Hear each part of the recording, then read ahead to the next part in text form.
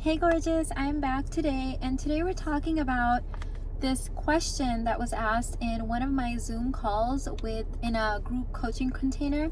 Someone asked, why is it that women want to start a business, or if they should start a business when they already have a provider or someone providing for them?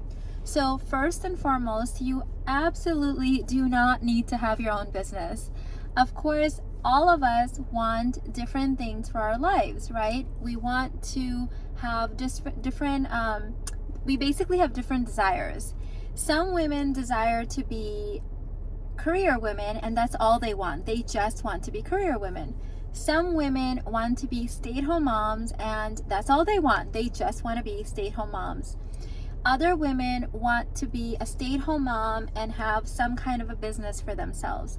Other women want to be a stay-at-home mom and be involved in some kind of charity or the PTA at school. And yet others want a career and want marriage and kids. Like, we all have different flavors of feminine desires that we have in us. So the number one most important thing that you can do for yourself is to be really honest and true with what it is that you do desire. And you may also see that as you evolve and continue doing your inner work and going on your journey, that your desires will evolve with you. The reason for this is because once we have attained and achieved all of the growth and life lessons and pleasure from one area, we may want to add on more complexity or more different dimensions to our life. This is just how it works, right? For example, most of us are not here saying we just want money, right? You probably want money, good health, maybe some sort of a relationship, and maybe you want kids, right? We have like a variety of things that we want from the tree of life. So what I have seen in my own journey and in the journey of the thousands of women that I've had the pleasure of coaching and teaching over the years is that we want all the things. We want like a really good, delicious combination. So for example, in my life, my husband retired me at 28. Well, I was 27, about to turn 28. When I got married to Irfan, he proposed that I become a stay-at-home mom. I already had a son from my previous marriage, and I happily agreed because that was one of my desires. At this stage in my life, I wanted to be a stay-at-home mom to my son and create this new family. So after I became a stay-at-home mom, my husband retired me, I was doing my inner work, basically doing everything and anything that I desired to do for 9 whole years. I healed a lot of my trauma. I read hundreds of books. I had amazing friend circle groups, mommy groups, play date groups. I tried all of these different hobbies. I took up sewing. Like, there's so many things that I tried during this period. And just like we vacationed in different spots, we went through this whole journey for 9 years. And the more inner work that I did, the deeper my desire to help other women grew. Like, it was like I had that desire somewhere deep in my heart, but I never had the safety, the space, or the money and attention and time to be able to do it, right? Like, I just didn't have that kind of a space in my life. And now that I did create this space through doing my inner work and letting myself like really heal and have that time, that desire became really strong in me. And then I was reminded that all of the major books of all the major religions, right? You guys know I went through this whole confusion with God stage in my very early 20s, actually teenage years and early 20s. I ended up studying all of the major religions of the world. And what I found is that there's so many more similarities than there aren't, right? Like, most of the major religions are saying the same stuff. And one of the things that's the similar thing in all the religions is that the reason that women are said to have providers and be provided for and taken care of is that women have a capacity for great spiritual wealth and wisdom. And we use that nurturing, that spiritual wisdom to help stabilize, harmonize, and pleasurize, if that's a word, humanity. And once I found myself rooted back into my truth and who I was as an authentic feminine being, that natural desire that all the religions talk about came forth. So if you look at all of the women in religion and all of the stories and the books and everything, They weren't sitting around twiddling their thumbs, right? They were engaged in massive movements, massive healing on the planet. They were doing God's work, right? In whatever capacity God has called them to do so. So this is going to be different for each of us, right? For example, I used the example in that course that an amazing mechanic, a guy that has been really gifted with this ability to fix, like, you know, the kind of mechanic that like just hears the sound of the car and just knows what's wrong with it. That mechanic in his zone of genius is also doing God's work, right?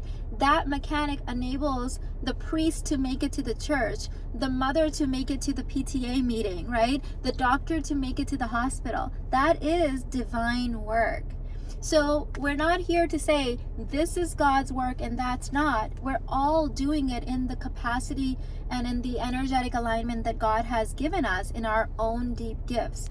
So some women do their God's work by raising beautiful children and cooking homely meals for their families and just holding that frequency of the family. That's what they have desired to do, and that's what they've been assigned to do. Other women are CEOs and boss babes, and that's what they are given to do, right? They create companies and they birth this beautiful team and they nurture their teams at work, and they have amazing client relationships that they give birth to, and that's what they're called to do. Other women want to have successful, thriving businesses, right? So we're all just taking these different assignments, these spiritual assignments that God has given us, and engaging in them, and they're revealed to us, I believe, through our desires, okay? So must you have a business? Of course not. I know plenty of women, in fact, most of the women on both sides of my family are happily married, being completely provided for, and they don't have outside jobs at all. They just raise their kids, or if they don't have any kids, they just engage in their hobbies, their spiritual work, and they just do whatever they're called to do.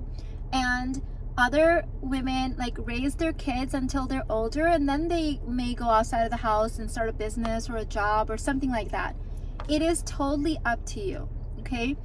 I am a woman that's simply following my heart's desires. What I have seen over the many years that I've spent coaching women from all nationalities, all religions, all walks of life, is that when a woman truly starts healing, 9 out of 10 times, this woman will express her desire to me that, Mina, I've been doing my inner work and I've had such amazing, growth and expansion, and now I want to do the same. And it takes me back to those biblical references of women helping other people and creating so much healing and nurturing. Of course, you don't have to do that. And even most people are doing that in their own way. Maybe you just are the person that everyone goes to in your community, or the person that arranges the activities in your church group, right? Or at your community center, or you volunteer in your homeless shelter, right? It's gonna be in your own way. There is no one size fits all or one right answer, because we all have a different energetic blueprint and how we choose to express that.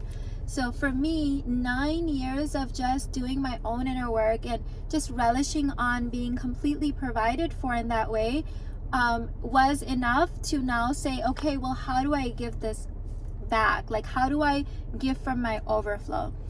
Now, this doesn't mean that your man is now going to stop providing for you. Men love to provide what I call the evolutionary basics. It is healthy for them to provide that. Healthy men insist on providing that, okay? It's a red flag for most healthy men when a woman is not open to that, because that means that she's not healthy. Just like a man shows his health through his providing, his emotional, spiritual, evolutionary health, a woman shows her health through being able to receive this.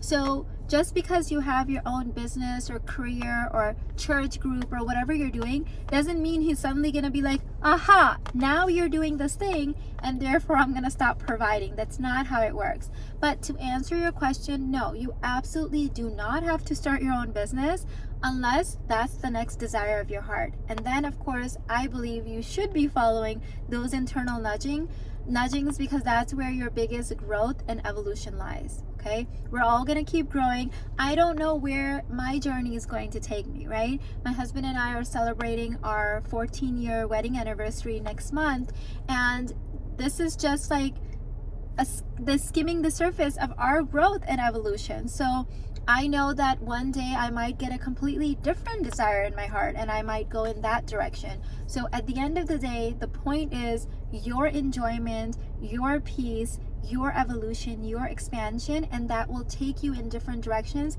depending on what you're assigned to do, what you're called to do. All right? If you're new here, please subscribe, give this video a thumbs up, and I'll see you in the next one. Bye.